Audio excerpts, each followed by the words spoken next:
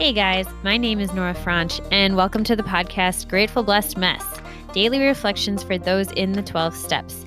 I am a fellow 12-stepper and certified mindset coach, and I am here to introduce you to the value of mindset coaching in your 12-step journey.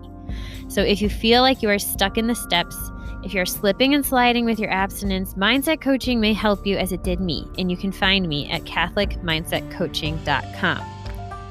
These episodes are meant to invite you in to consider the truths of 12-step wisdom and to join in the very real struggle of living them in action. I hope that it feels almost like a mini meeting, and I invite you to contribute your own share on the Grateful Blessed Mess Facebook group to keep the discussion going. My comments are based on my own experience, so feel free to take what you like and leave the rest. But my hope is to encourage you on your own daily 12-step journey. As they say, you cannot stay clean on yesterday's shower. So without further ado, let's begin.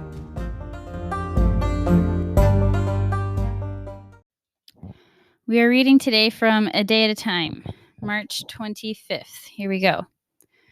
If a person with a substance use disorder or an addiction wants to live a full life in recovery, the power a substance holds must be replaced with something else, preferably a positive force, but at least a neutral influence.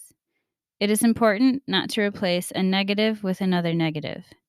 In 12-step programs, that is why we say to the agnostic newcomer, if you can't believe in God, find a positive power that is as great as the power of your addiction, and give it the power and dependence you gave to your addiction. I like that. In the program, the agnostic is left free to find their higher power and can use the principles of the program and the therapy of the meetings to aid in rebuilding their life. Do I go out of my way to work with newcomers? Today I pray. May the power of the program work its miracles. If newcomers are disturbed by the religiosity of the program, may I welcome them on their own spiritual terms. May I recognize that we are all spiritual beings. Today I will remember, to each their own spirituality. And this is so important for people who are coming into the program, new to the steps, or been here for a while, that we give them that freedom of finding their own higher power, being on their own spiritual journey. And I know for me, I'm someone who has a faith I ascribe to. For me, I really had to just look to the power of the group in the beginning. I needed something I could see to give me any sort of faith or belief that this could happen for me too. And I've even heard some sponsors say, just borrow my higher power till you know what yours is, or till you can come up with your own. Yeah, I've also heard other people say anything that's just not you. And there is something to that, because forever we think the answer is within ourselves, that if I just do this, if I just do that, I haven't researched enough, I haven't come up with the right plan, I just beer, no wine, just whiskey, no water, just I won't eat after 10 p.m. I won't eat if it's not out of a single serving size container. We come up with all of these things, and if you're here, chances are you've experienced the pain of them not working.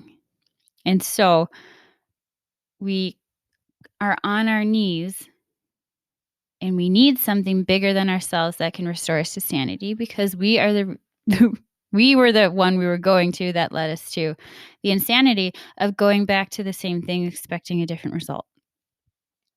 So this is a big part of the 12 steps, and it's something that I've experienced for sure in my life that I can't live without.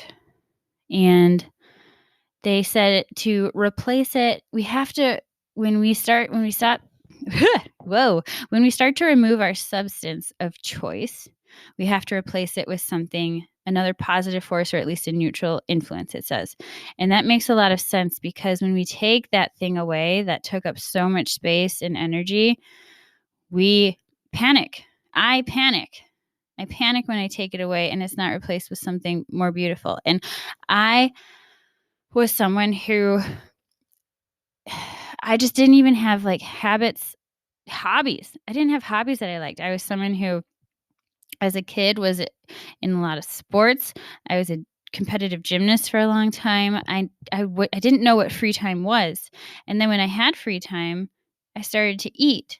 And then when I stopped, well, came to the point where I was ready to stop eating, I was literally almost having, anxiety attacks or panic attacks because I was so uncomfortable with open space. And so what they're telling us here is that, fine, I'm not asking you to be what you're not. I'm not asking you to be comfortable with just resting. That is something that we do not do well. I think I'm speaking generalizations. I do not rest well. I'm working up to it. I'm getting maybe a little bit closer to it, but still, I enjoy being busy, and maybe that's okay. I'm not someone who rests well, typically. Sometimes, when I get sick, it's really nice because I'm okay with resting. But usually that's still something I find to be a struggle. And so we have to replace it with something more positive. So me finding coaching was huge because that is something so positive that I get to throw my heart and soul into. And then I get to help other people in the process, and I'm not looking to turn to my disease. But scale back from that, that's why I sponsor. That's why they encourage people to take up service positions and to sponsor. And you can sponsor anyone who's just, a step behind where you're at. That's always been what they say. That's the rule. Like, you don't need to have a certain amount of recovery to sponsor. You just have to be a little bit farther ahead than the person behind you. And that will help boost you in your program. It gives you your own accountability. This is a program of action, and more action. Fine. We don't need to learn how to rest yet. We're taking out this part of our life that has literally consumed every part of our being, and we need to replace it with either something positive, like a service position in the program, or going to meetings, or sponsoring, or just getting your butt in the chair, because a meeting can't take place if no one's there. So that's still service. Or something neutral. Say, if it's not even something positive, something neutral, like doing something you don't want to do, like,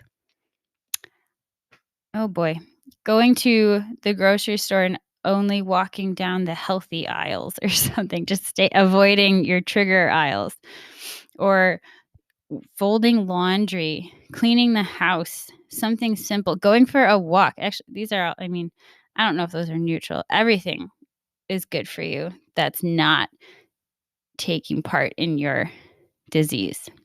So I just want to encourage you to don't overthink it. Don't overthink it.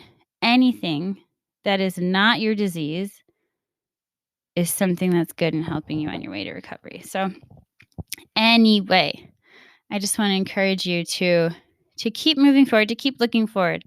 Try not to look back. That only causes pain, and it gets our brain thinking about, what used to be. So move forward, keep walking ahead, and any simple thing, even if it's just cleaning the toilet, is something that you can do to fill that gap of no longer using your substance of choice.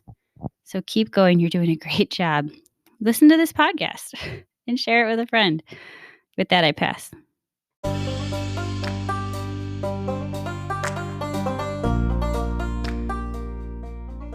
Thank you so much for listening to today's episode.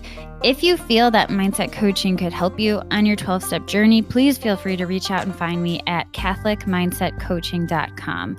But more than that, it's important to me to give listeners like yourself a place where you do not need to feel alone on your 12-step journey. And for that reason, I've created a Facebook group. It's called Grateful Blessed Mess. And it's a place where listeners can go to add their own commentary on the share for the day, in addition to my own, and for us just to have a conversation or start a back and forth where people can find support in their 12-step journey. This is not a replacement for 12-step work. This is something outside of the 12 steps. It is simply something that has a heart for the 12 steps and those who are in it. And so, welcome. If you are here, chances are you may also be a bit of a mess. And I hope that you can learn to find some gratitude in the blessings that have come from your messes.